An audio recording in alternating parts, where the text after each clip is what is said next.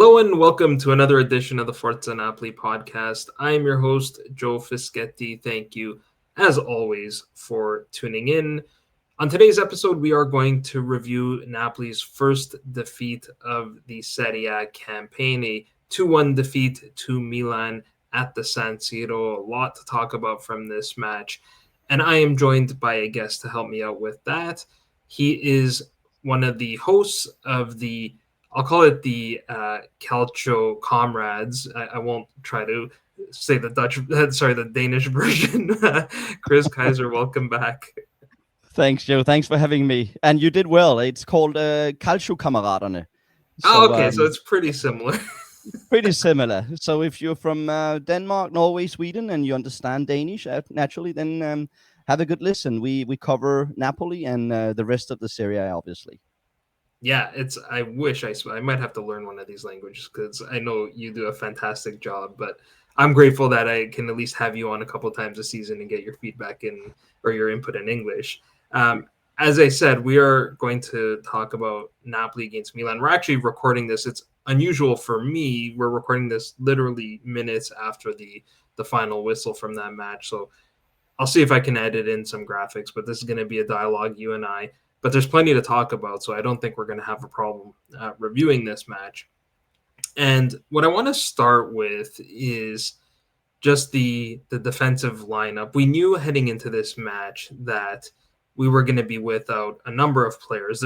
There's varying degrees of seriousness of these injuries, I guess you can say, but we knew that in addition to Buongiorno and Rachmani not traveling with the team, neither did Oliveira and Spinazzola. And so Conte fielded a team with Di Lorenzo at right back, which made sense because he has a red card in the Champions League, so he's not going to play midweek against Sporting, although even Di Lorenzo apparently had to grit his teeth and fight through some pain. He had some sort of minor muscle thing going on, or maybe muscle fatigue, but he played through it, thankfully. We played Luca Marianucci on the right side of the center-back pairing, so he made his debut for Napoli. Juan Jesus was expected to play on the left side of the center-back pairing, and then Miguel Gutierrez played at left back, so another debut for Napoli. And unfortunately, looking at the opening two goals of the match, it didn't really work out that well. That's true, Joe. It was frustrating for us to see this start. Naturally, not the way we wanted it. But obviously, when you have all these new players in the defense, then naturally you will see these challenges that came in here, and it was very clear from the get-go to see that Luca Marianucci was struggling a little bit to cover those two goals. He was actually involved in both of them, I would say, especially the first one when he missed his tackle. And that's a situation where things are opening up for AC Milan, and they get a chance to score the goal. Frustrating, and also, the challenge that you have with a young player who, obviously played for Empoli last season, but not used to playing maybe this kind of game where you just know that the level and the intensity and the pace is just so much faster, and the responsibility and the pressure that comes out from the outside is so huge. And then naturally you see this challenge that he's facing during the game, and we end up playing uphill instead of downhill, and that was obviously an advantage for AC Milan in this case. Yeah, I mean, the goal was scored less than 3 minutes into the match. He got beat twice. The first time he got beat, I didn't really have a problem with it. He was pressing high on Pulisic around midfield, very aggressive press. The reason I don't have a problem with it is because Pulisic's touch was phenomenal on that play. Absolutely. I mean, and then to keep it in, just to have the pace to do that, I more tip my hat to Pulisic there. And I also partially blame Politano and Di Lorenzo because they were both pressing it, maybe because it was just the early stages of the match. Nobody was really fully into it, but they weren't as aggressive on their press, and that's how the ball got to Pulisic in the first place. But the big sort of glaring error for Marianucci on that play was the lunge. And like, I had instant flashbacks of Di Lorenzo on Holland in the Champions League, because I think if he clips him there, it's probably a red card. And in a way, I was thankful he didn't, although I think, he's going to learn from this. from this specific play and this experience as a whole. And I think maybe in a similar situation in the future, and certainly with some coaching from Conte, he's going to just take a straight path back towards his own goal. There was no need to kind of chase him towards the sideline, especially when you're chasing a guy with more pace. And so he might have been able to cut off Pulisic, or even just pressure him into making, not having such an easy pass to make on that play. Yeah, indeed. I can just add in, Joe, to what you're saying. I remember when we in my podcast during the summer when he was signed from Empoli. I remember saying that I actually expected him to come in front of Juan Jesus in terms of, you can say, the order of defenders that we have. But this is just a clear answer to why Conte decides to use Juan Jesus and rely more on him in the first games that we saw when Buongiorno was out there as well. And this is a clear sign, and just like you're saying, he will learn from this. And actually, I think naturally Napoli was not put under pressure in most part of the games, in most part of the game because of the red card as well. So he was not really put to question during this match. You can say during the past, the final, the final hour basically of the game.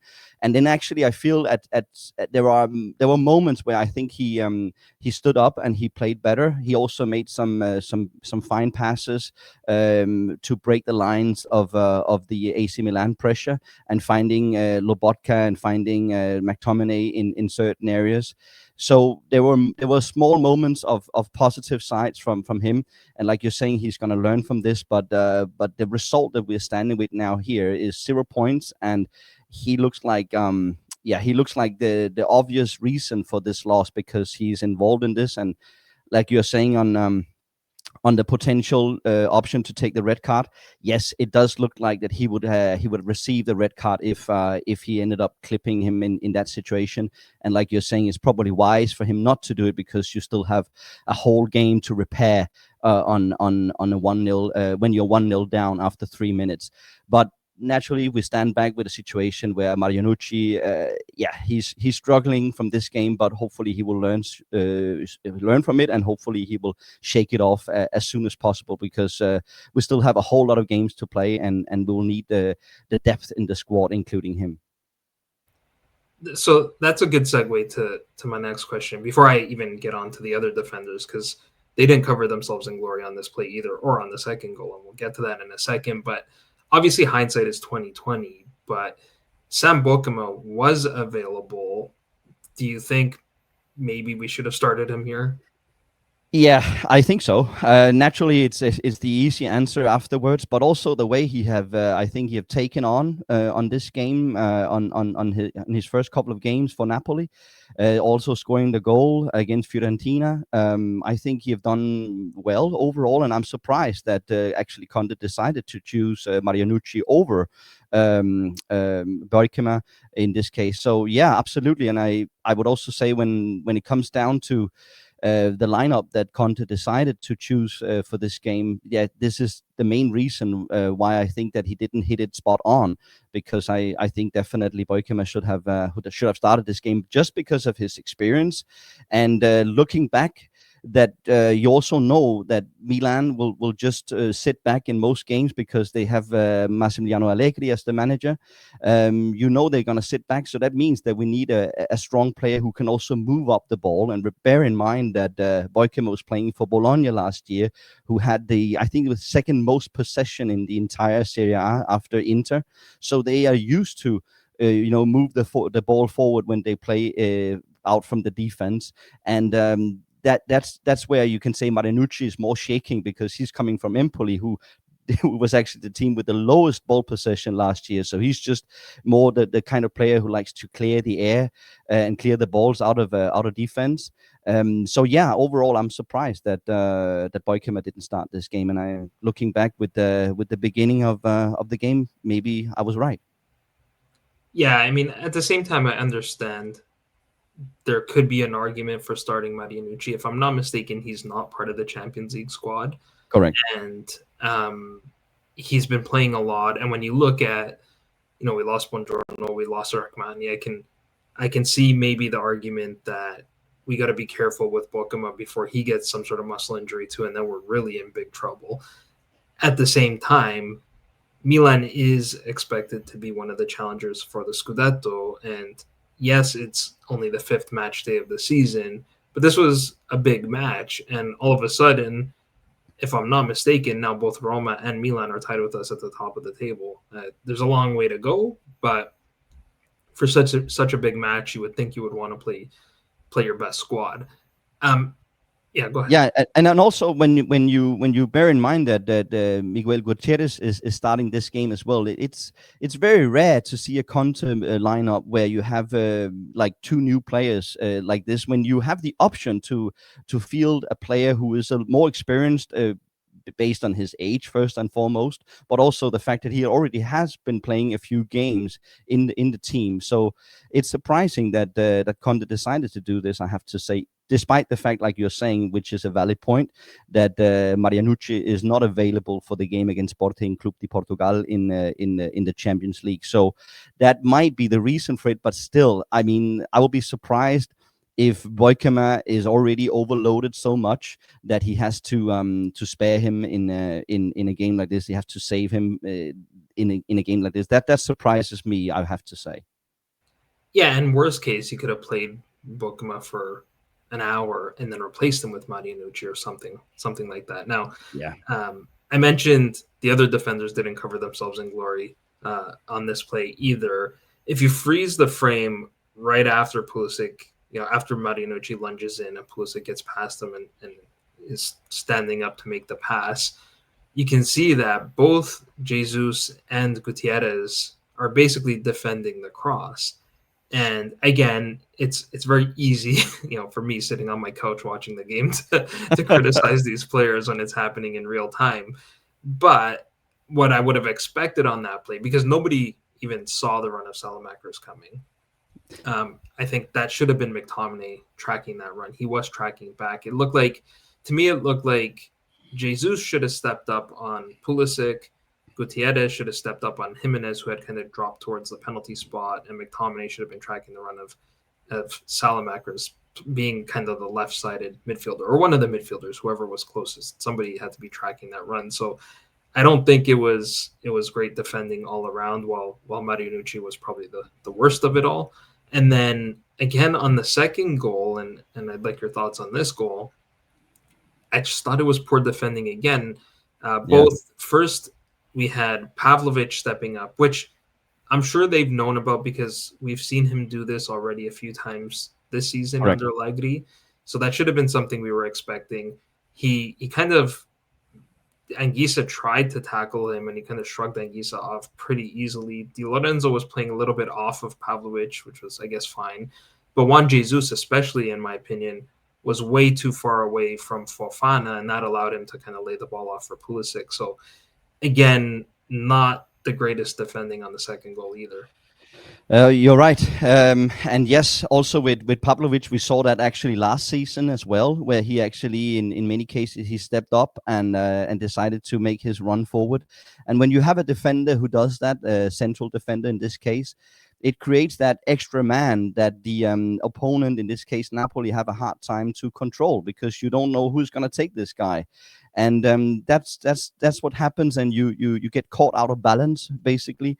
And in this case, what you're saying with Juan Jesus, he should also have done better in this case. And for me, it's very clear that the relation between the defenders in this case is simply not there.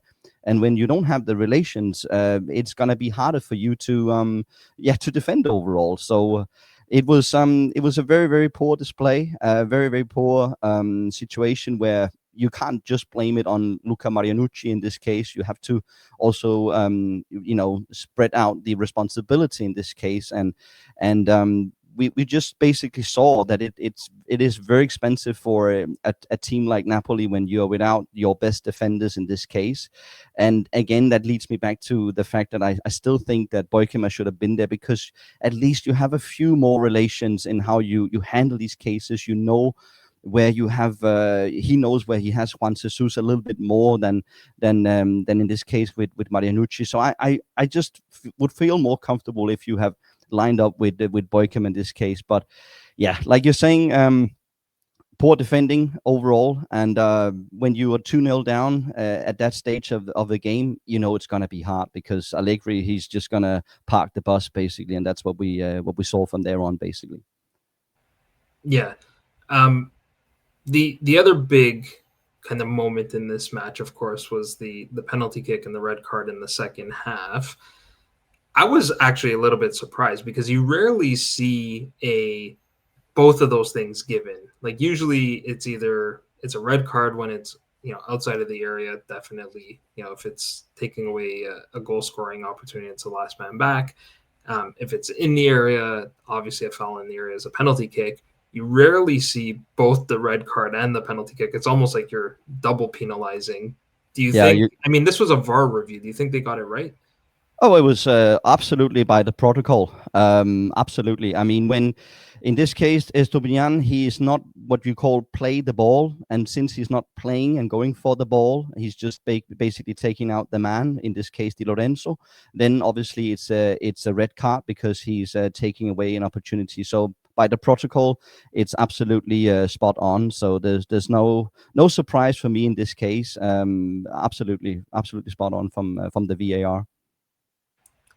Yeah, I mean, the replay made it seem even more blatant, to be honest. Like seeing it in real time, I was like, okay, yeah, yellow card and a penalty kick, and then you see how he's literally just pulling Di Lorenzo's shirt, and like that would have been a sure goal had he Yeah, not. it would have been, and like I said, if let's say it was Estupiñán, he would be going down in a tackle and trying to go for the ball, but then ended up clipping Di Lorenzo. Then obviously it would only have been a yellow card because then you get a discount, so to speak. You get the penalty still, but it would only have been a yellow card because he tried and attempted to play the ball. But in this case, when you're just pulling an arm of a man inside the box, it's a red card. So it's completely by the book, and I'm just glad the VAR in this case, worked out well. I must say it's very nice to have a player like De Bruyne taking penalty kicks because even like normally I'm sweating buckets when we have a penalty kick. Like we all know our track record from the spot, but now when he steps up, I just know that like nothing he'll ever do at Napoli will probably compare to some of the pressures he's been in on Champions League finals and things like that. So unless who knows, maybe we'll be in a Champions League final one day, but I just feel like so calm now seeing him taking the penalties. I was a little bit surprised though by a couple of substitutions. First of all, Allegri, even actually it was before the penalty kick was even taken. He has to adjust to being down a man, but I was surprised that it was Pulisic who I think probably was the player of the match even after being taken off on the 65th minute or whenever it was. But I was surprised to see him come off, being he was Milan's most dangerous player, certainly in attack, and also a quick player. And then I was also surprised that Conte removed De Bruyne from the match. We made a triple substitute in the 72nd minute, and one of those changes was to take off De Bruyne, who is obviously one of our most creative players. You would think it's someone you would want to keep on the pitch. Were you surprised both by the changes that Conte made and also perhaps the timing of the changes? Yeah, I think, Joe, first and foremost, I think that Conte should have made the changes a little bit earlier. I think he should have gone for the changes already in the moment that Estupiñán he got his red card. I think we should have gone from there and made the changes already. When it comes to the substitution of De Bruyne, I think it comes down to the fact that he knows he's going to bring a lot of balls into the box, and it would be one of those. It could be one of those later balls into the box, and that's where he would prefer to have Scott McTominay to be in that box. And aside from that, you can say that even though Kevin De Bruyne is the most secure player you have from the penalty spot, as it looks like, he was not having the best game, I think, of his Napoli career, his short Napoli career. There was a couple of balls, loose balls that he was a bit sloppy with the possession at times, where he made some wrong passes during the first half, especially, and maybe that was the accumulation of it that Conte made that decision and decided to take him off. However, on the flip side, you can say that you always also would want to have a crosser like De Bruyne to bring the balls into the box, but he has to make at least some changes, and that's where he decided to go for the speed and for the dribbling with Neres and with Noah Lang that came on later on. This is just he had to make these changes, so I don't think he had most other many other options to do it, but obviously he chose to stick with the McTominay because, like I said, he's the kind of player that you want to have for those late balls in the box, because he's so dangerous when he get these balls on the header. So yeah, I mean, not surprised overall, but yeah, I'm surprised that he didn't make the changes a little bit earlier, if that makes sense. Yeah, I mean, I actually just took look back at the time of the goal. It's actually the 54th minute. So that he didn't necessarily need to make the changes that soon, but he waited until the 72nd minute. So there was like a good almost 20 minutes between the penalty. Yeah, exactly. But my point I'm trying to make is that you already knew from after, I think after a half an hour in the first half, you already knew that Allegri was parking the bus. Sit back, of course. And that's why I'm saying that when you got that red card, you know that would be even more. And you saw how AC Milan was killing time and time wasting over and over again. So I think we needed that type of player like Neres and Lang to create those open chances and to challenge the defense of AC Milan. And we also saw that they were able to do so whenever they came on. However, you can say there was also from Neres you can say a little bit of sloppy incidents where he got he was handballed with one play and a few other things, but overall, you saw immediately that they could make an impact because they can set the opponent and create the open space, because the pitch opens up when you have players who can take on another man, and that's what they were able to do. And that's what I'm saying. I think Conte should have done it earlier. Maybe not exactly in the moment of Estopinian's red card, but like you're saying, I think he waited a good 15-20 minutes, and you're just wasting your own time in that sense. Yeah, Neres especially looked really dangerous. He had a couple of shots one that looked like it took a slight deflection and hit the frame of the goal. Another one that I don't know if it missed the target or Maignan made a relatively easy save. Yeah, Maignan had a really strong match as well. Noah Lang, I kind of feel like he's not being himself yet, and maybe that's because of he's with a new team. He's trying to learn the system and all these things. But like, he was touted as a guy that, and he even hyped himself up in his unveiling kind of press conference as the type of guy that likes to take on his man. And he seems a little hesitant to do that, where he's thinking about it and then he just plays a pass. I would like to see him do that a bit more, especially in this type of situation where we need that creativity, because it just felt a little bit predictable, where we were just rotating the ball around between the wingers and the central midfielders, and then eventually crossing the ball into the area and hoping we win a header. Yeah, exactly, Joe. And this is also a very interesting thing, because now after 5 games of the Serie A, you haven't seen much of Neres and Lang in those games. And when you then are in a need, and you actually need these type of players, it can be harder for them to sort of push up the chest and play bravely in these games. And this is what you're saying here is also the same thing I saw when Lang he looked a bit afraid of taking on his man in comparison to what he was saying in the press conference when he was announced in Di Mauro when he was announced during the summer, when the transfer came in. He was like this type of player who just wanted to take on his man over and over again. He was not afraid of making those challenges. But when you came on here, you're playing 11 against 10. You want to see this guy taking on his man over and over again. But I think he looks a bit shaky and a little bit hesitant on these things, and that's probably because we haven't seen so much of him in the first 5 matches of the Serie A. For sure, and I agree with your point on Neres as well. While he was taking shots and decent shots, I agree that he looked a little like his touch was a little bit off and looked not as composed as he typically is. Yeah, and also I think when you look at that second shot he had, where you said that Magnan had an easy save, so to speak, I also felt that he didn't take the right decision in this case. Maybe he should have played the ball and passed the ball to one of his teammates and made the chance even bigger. So there was also some decisions that was not maybe spot on from David Neres, but. Anyhow, I mean, still, I wanted to see them a little bit earlier in this type of game, especially because you had Salamagas who was out, which means that they played this young man they got from Young Boys. His name is Atakame, the new young man. They have 20 years old.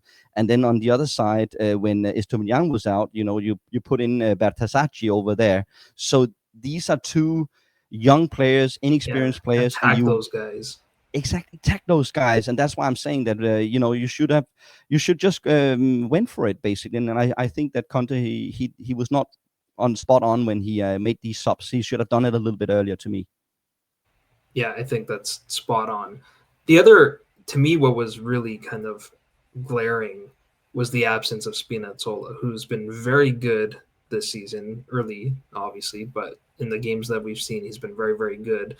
And I think you can really see the difference between having a, call it, traditional left back in Gutierrez, who I thought had a good performance for a debut, barring those errors on the goals, but we really lacked any attacking threat on the left side without a player like Spinazzola there, and McTominay is kind of playing as this kind of quasi left winger, but again, it felt like our only threats were coming from the right side with Politano. Yeah, I mean, Gutierrez is for me a very you can say traditional, like you said, Joe, but also a very he's not for me an attacking minded back. He's more like a type of player who he can't even he can't even dribble his man. I don't think I saw a single time where he actually dribbled his man during this game. So he's for me a more conservative left back in this sense, and usually not the ideal type of left back in my mind. And also with the system that we play with 4-1-4-1, that's where you have McTominay switching up with Kevin De Bruyne on that left side from time to time, and that's where you need. That's why you really need a player like Spinazzola who can move forward and create the white space in the left side. And he was really a big absent in this game, and we really missed him. Obviously, also Oliveira would have been nice as an alternative, but with the form that Spinazzola has shown us in this start of the season, has been one of the biggest surprises to me, I would say, and not just in Napoli, but in the entire Serie A. And a game like here today, you really missed him completely, especially also because, like I said, we were playing 11 against 10, and you need a man who also can actually challenge the man who's in front of you, and that's not possible for Miguel Gutierrez, unfortunately. He's more defensive minded in my taste. Yeah, I agree with that as well. And you mentioned the formation. I don't want to overreact to one result. I mean, at the end of the day, it's a 2-1 defeat to Milan, who we expect to be a contender for the Scudetto. It's a team that's playing once a week. They're basically in the situation we were in last season. We're still top of the table, so I don't want to overreact, but do we need to start considering whether the 4-1-4-1 formation is the best formation for us to be playing? We know the reason why we're playing it, because that's a solution to allow De Bruyne, McTominay, and Gisa and Lobotka all to be on the field at the same time. However, it does seem like it's impacting the play of McTominay a little bit, or at least the output. He's got a goal and an assist through 5 matches. Yeah, I mean, like you're saying, Joe, we shouldn't conclude too many things at this point, and we have won the first 4 matches of the Serie A. We lost to Manchester City, where we were one man down after 20 minutes. So for me, there's no red alert, there's no alarm bell ringing over here. But when you look at the game again today, and even how you would assume that the game would take place even before it started, where how Allegri is going to sit back as well. I think it would have been make sense to shuffle things a little bit, and maybe consider the 4-3-3 that was very successful last year. I know you have to sacrifice potentially McTominay in such case, but I also have to say that what we saw last year of McTominay, the performance that he made was out of this world. He was the MVP of the Serie A, and you cannot expect him to come up with the same amount of goals this year. And that is the reason why Conte has decided to start with him from the beginning of the season, because he obviously thought that he could continue to build from what we saw last year. And then when you add in Kevin De Bruyne, you feel like you have to feel him in the lineup because of his legacy and because of his reputation and because of his fantastic foot, where he can find any man with blindfolded. So it's a natural situation, I think, for Conte to make this choice and to make this decision. But again, today I think you could have decided to shake it up a little bit and shuffle around on this, and then potentially sacrifice McTominay from the beginning of the game, and then had more a natural left winger, especially again when you don't have Gutierrez, who are not really able to come forward the same way as Spinazzola is, or the same way as we saw early on with Oliveira, or even before then with Gulam, and what else we have had on that left back. He's not that type of player to me. Yeah, Mario And Rui. Mayu even, with his fantastic passes to Oshimen, not to mention. So yeah, all in all, it could have been a perfect scenario to do it today, but he decided to go with his safe choice in his mind, and maybe that was a failure today. Yeah, and maybe he was thinking that he didn't want to make too many changes with already knowing he was Correct. forced to make changes to the back line. It does kind of seem like that might have necessitated starting Lorenzo Luca as well, because what we saw when he did remove McTominay, um, he switched to a 4-3-3 with Neres playing as a left wing, because Luca came on for Højlund, who was not really impressive in this match either. He didn't do a whole lot, and that's, I mean, not entirely on Højlund. He needs to get the service, and we used to see similar types of performances from Lukaku as well, where those guys, they need service to have success. But it does kind of seem like Højlund is very much the like for like replacement, so to speak, for Lukaku, where you still play that 4-1-4-1 formation, whereas Luka is the guy you bring in when you want to play the 4-3-3, which makes sense as well because he's so big. You want to be feeding him crosses, and therefore you want wingers. And so what Right. we saw was Noah Lang, or sorry, first it was Neres on the left, Politano on the right, and then when Noah Lang came on, Neres moved to the right wing. Yeah. There was, and then we also saw Gilmore came on for Lobotka like dying minutes, and then who did Elmas replace? De Bruyne, maybe. That Yeah. kind of facilitated the switch to the 4-3-3. Even Elmas, I mean, he had one kind of moment that very nearly resulted in a goal. And credit to the Milan players, we saw at least two players. I think it was Rabiot and Gabbia, who just Yeah. kind It of was threw their ice bodies in hockey. front of the ball. Yeah, exactly. That's right. Completely. It's sliding to block a slap shot. Yeah. Yeah. So, I mean, we do need to give Milan credit and Allegri credit. Like, going down 2-0, it was always going to be a big hill to climb against an Allegri team that just specializes in defending 1 goal leads, let alone 2 goal leads. I was also nervous when Leao came on because again I had flashbacks of the Spalletti season in the Oh Champions yeah, League and yeah. Leao just torching us in the open field. He looked I don't think he's 100%. I mean he's just coming back from injury as well, but you know so Credit far to Gutierrez actually for actually catching Leao in yeah, that yeah, that on the case. 1v7. Yes, but yeah, but it was very, I mean, he still, Leao was almost past him and he made a very yeah. clean He tackle in kept the area there. he kept himself composed and made a clean tackle, or well defending there. Yeah. And look, like so far this sounds pretty doom and gloom. We're obviously after a defeat, we're not gonna be overjoyed. Um, but at the same time, to expand on your uh, feeling that we don't need to make any drastic changes given the circumstances. I at the same time don't think this was actually a terrible performance. It was, in my opinion, it was good, not great.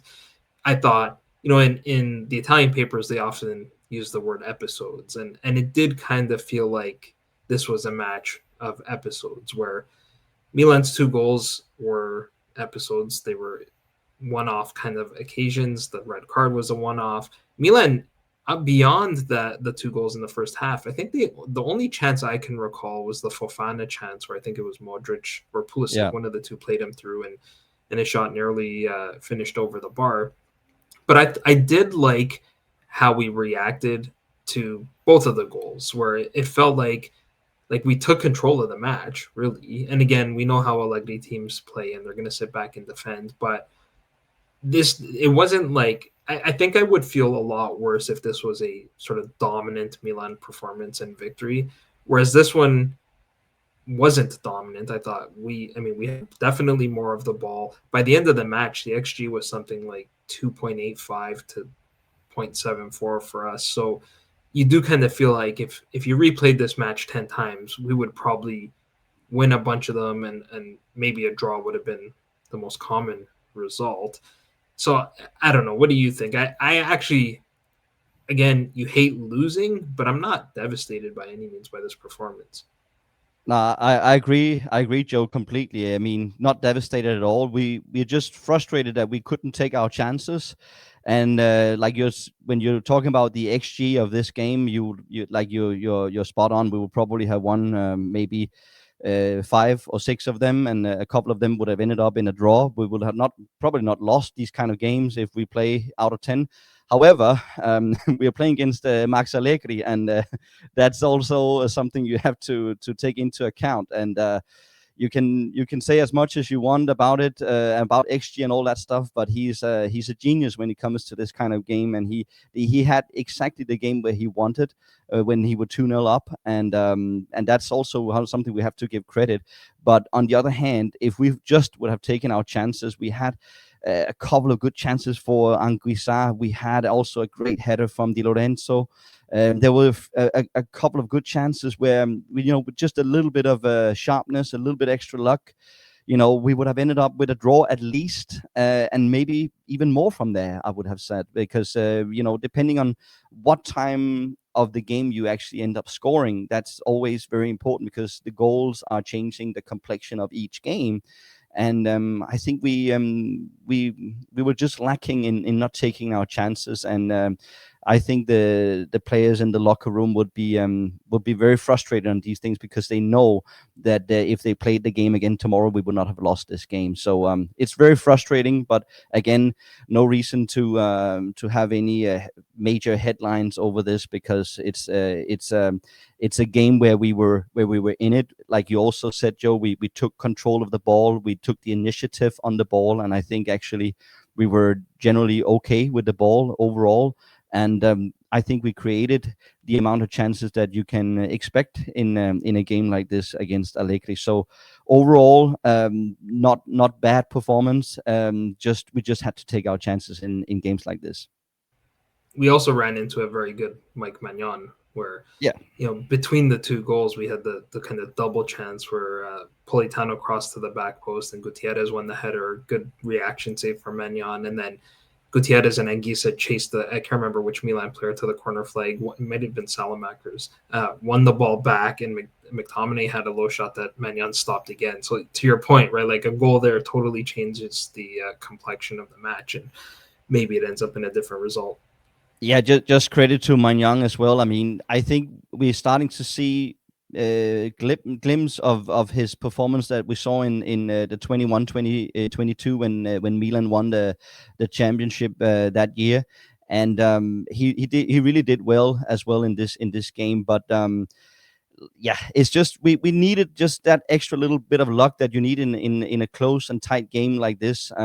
We have had a great control when we play against Milan in the other games at San Siro. I think it's just 2 losses in 12 games, if I'm not wrong, against AC Milan at San Siro, and that's just proves also that we usually have a very good track record when we play away against them, and today was just not the day. We were we were not sharp enough in certain areas when it's needed, both defensively and offensively. So it's frustrating, but we have a good chance to bounce back against Sporting in the midweek. Yeah, the other player that I think is proving to be a very smart signing from Milan is Adrian Rabiot, who I despise, but that's because he's not on my team. But he seems like just like the perfect, and obviously Allegri knows him from his time at Juve, but he seems like the perfect player for that type of Allegri system where you're going to grind out results, you're going to defend. He was being a nuisance, committing some fouls. He ended up getting himself cautioned and was rightfully cautioned, but he's the type of the perfect player for that exact situation where you're protecting a lead and you're down a man. Yeah, exactly, and it's like I know they're not playing the same position, obviously, but it's a little bit like Lukaku to Conte, that you can bring him in anywhere, and you just know he knows the system, he knows what the manager expects from him, and he knows the relations and how he should place himself on the set pieces, etc., etc. So it's just a plug and play for Allegri in this case, and you have seen it already for Milan this season. On top of that, they're not playing in Europe, so you also have a player who plays with, you can say, that extra in him whenever he plays these games. And we also saw that with Luka Modric today, who did a fantastic job, I think, for AC Milan. I mean, 40 years of age.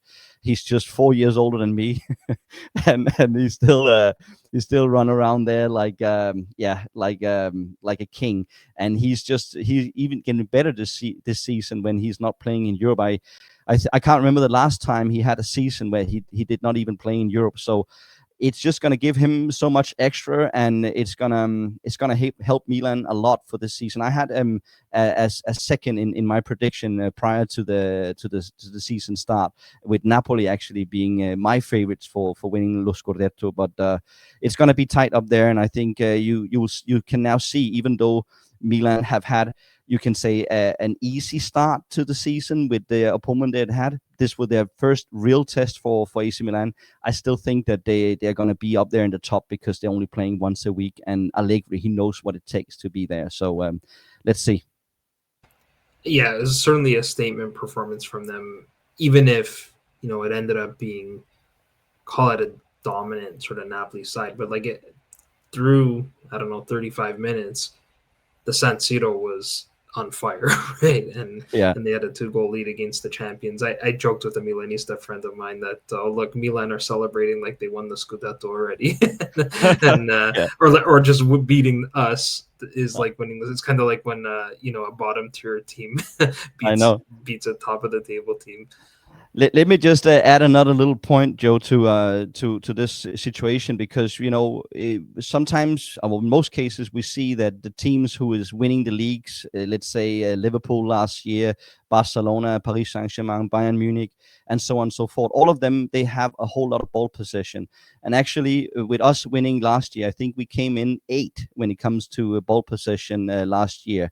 So it is obviously a good thing to have the ball, because in most cases you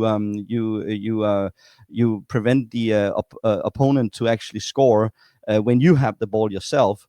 but we saw it last year with how we could win the Serie A without actually have much ball possession. And now I think Milan will maybe copy a lot of this, because you're not going to see AC Milan have those games with 70% ball possession at all in this season. But still, they can be up there because they are so well structured defensively, and they look very solid that way. So let's see. It's going to be a long season. I was going to say, you also tend to see the team with the best defense wins the league as well. And so far, they're looking difficult to score, and they're not conceding a lot of goals. Yeah, and not many chances against you. That's also another point. Sometimes Yeah. you can also create you have situations where the teams still give away a lot of chances but not conceding many goals. But in Milan case, they don't concede many chances either. Yeah. Just to go back to Luka Modric, I agree. Like, it's unbelievable the level he's playing at 40, and he certainly benefits from playing once a week. So maybe it was a wise decision on his part.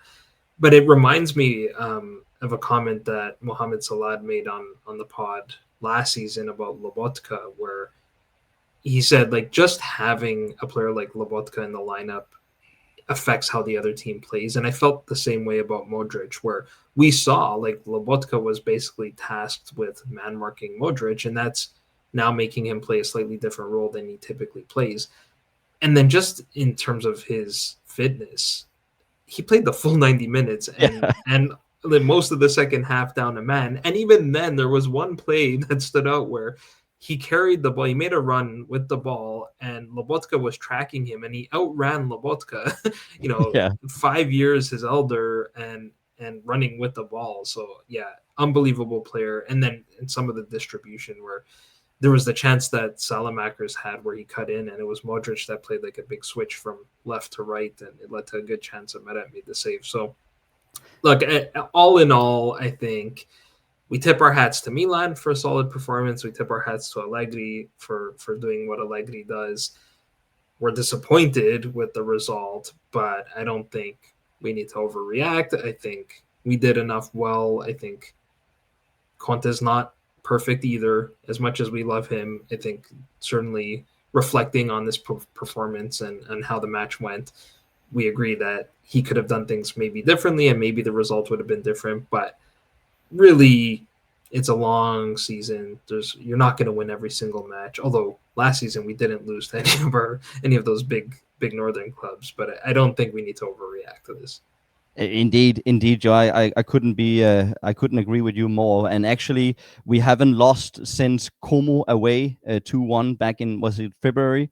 So it's been a long stretch without any loss for Napoli. And of course, everything has an end. So this was it today. The margins were not on our side, and football is just a game of margins. It's not handball. It's not basketball where you have high scoring games, but this is a low scoring sport, and you just know it's about the margins, and the margins were not on our side.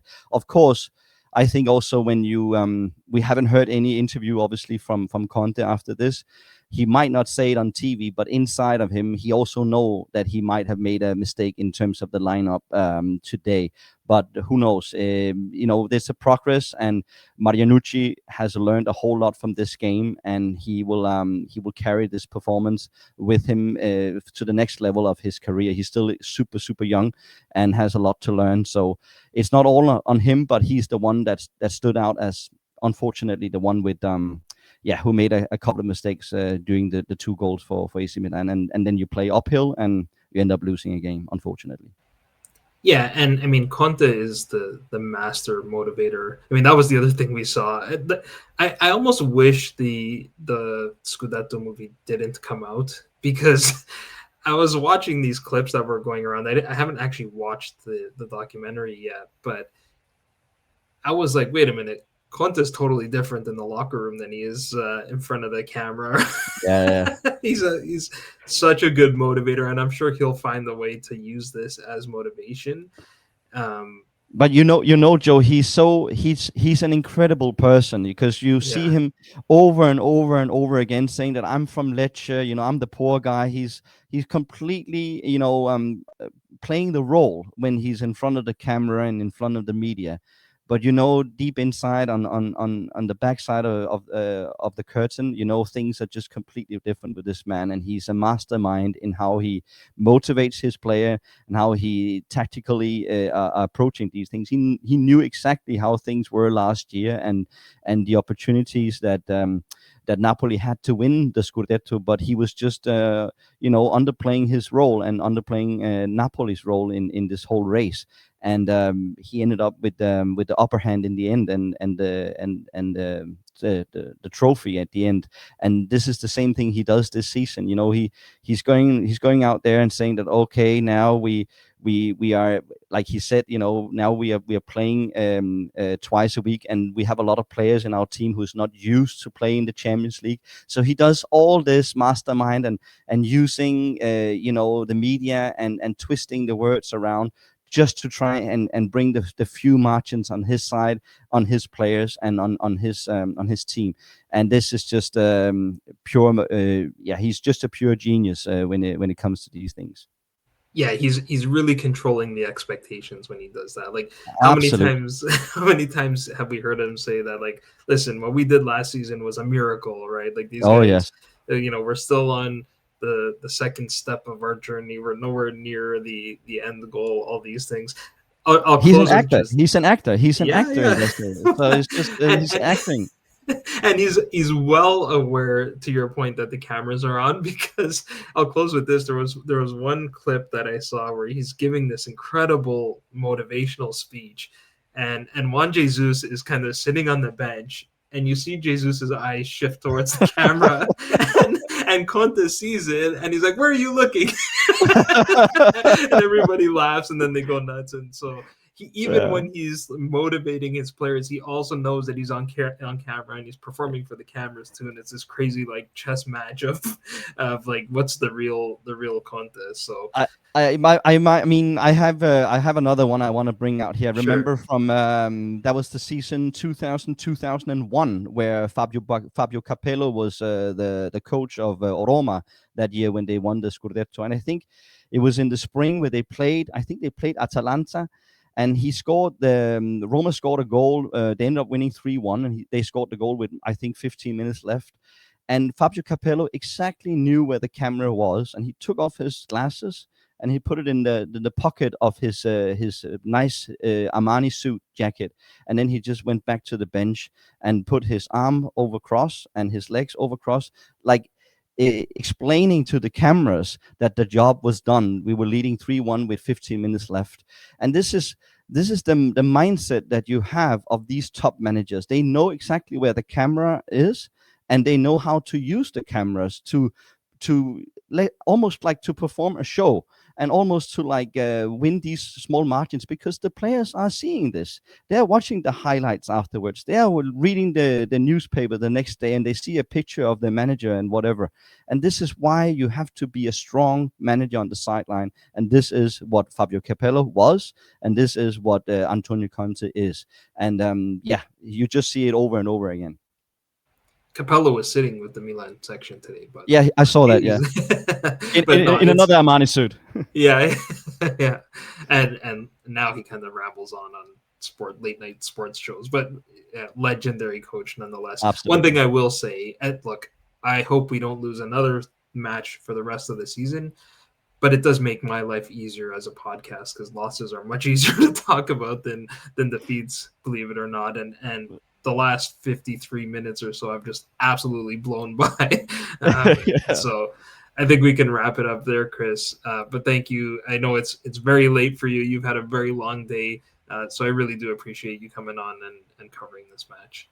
Thank you, Joe. Yes, I have a long day, and I'm actually doing another podcast in 9 hours. So I have I better get some sleep now, and then I'm talking FC Copenhagen, which actually are playing Napoli in That's right. round 7 of the next year. So big game coming up. Let's talk about that later on.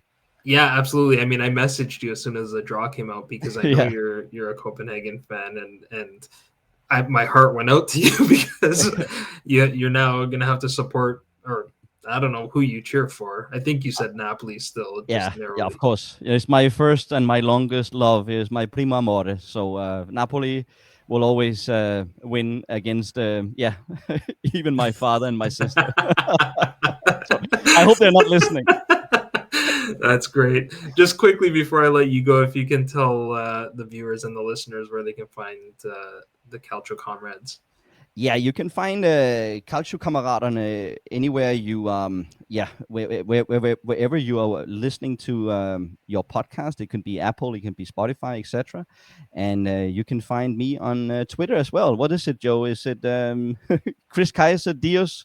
That's right, Dios with a 10 for the Yes, the Maradona style Dios. That's right. exactly. But have a listen about the Calcio Kameraderne. It's a very successful podcast. We have more than 1,000 listeners now, and it's growing every time we are performing. So yeah, it's in Danish. So I hope you understand that out there and want to give it a listen at some point.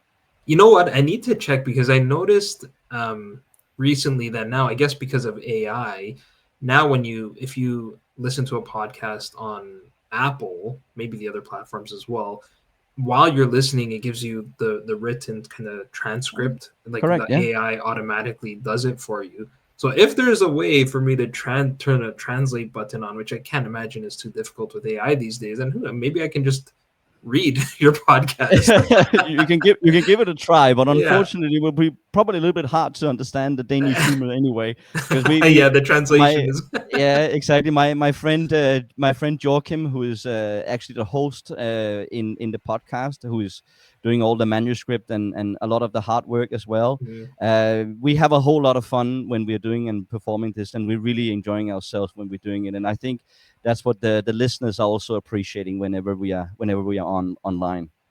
Absolutely. So yeah, if you speak Danish or if we can figure out the text thing, then definitely check out the Calcio Comrades.